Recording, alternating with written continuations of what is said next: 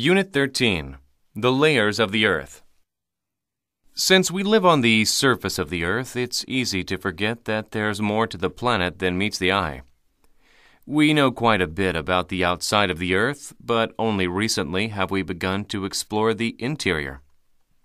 Today, I'd like to talk about the factors that are responsible for the creation of the 4 different layers now found on the planet.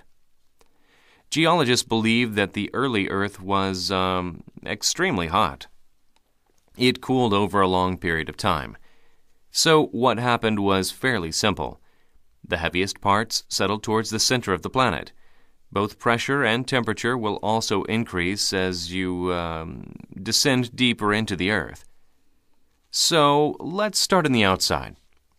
Now this is the crust, and there are 2 kinds: oceanic crust and continental crust. But it's a bit more complex. In fact, the entire surface of the Earth is covered by the oceanic crust, and the continental crust actually floats on top of it. The continental crust is composed mostly of granite, which is less dense than the basalt which makes up the oceanic crust. What I'm saying is, since the former is less dense, it should be able to float above the latter. Both of these crusts are fairly thin. The oceanic crust is about 8 kilometers on average, and the continental crust is usually about 40 kilometers. However, that thickness varies. Coastlines tend to be thinner than deeper inland, and mountain ranges are obviously much thicker as well. Now, right below the crust is the mantle, which is about 2,900 kilometers thick.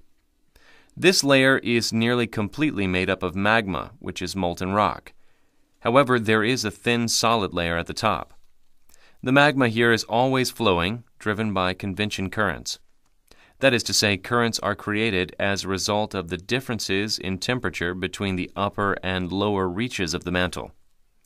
Temperatures near the crust are about 870 degrees Celsius, while those at the bottom can reach 2,200 degrees Celsius.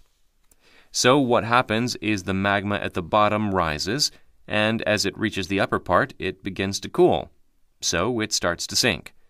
These currents are so powerful that the crust above moves around. Last, we have the core. Yes, I know I said that there were 4 parts. Well, the core is broken up into 2. We have the outer core, which is about 700 kilometers thinner than the mantle, and also more than twice the temperature at 4,980 degrees Celsius. It's made of liquid nickel and iron, which spins as the Earth rotates. This spinning metal outer core is what creates the Earth's magnetic field. So, finally, we come to the inner core, which is about 1,250 kilometers thick. Since it's at the center, the pressure, temperature, and density are the greatest of all the layers. So even though temperatures here are above 4,980 degrees Celsius, the pressure is so high that the nickel and iron do not liquefy, but vibrate like a solid.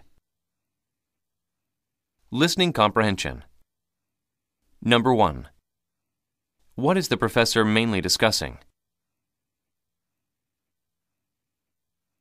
Number 2.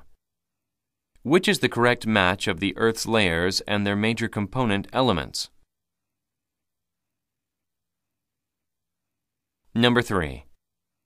What is the thickest layer of the Earth and how thick is it? Write your answers in full sentences.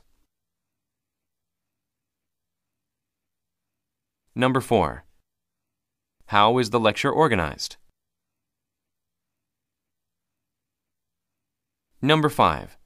In the lecture, the professor discusses the Earth's layers.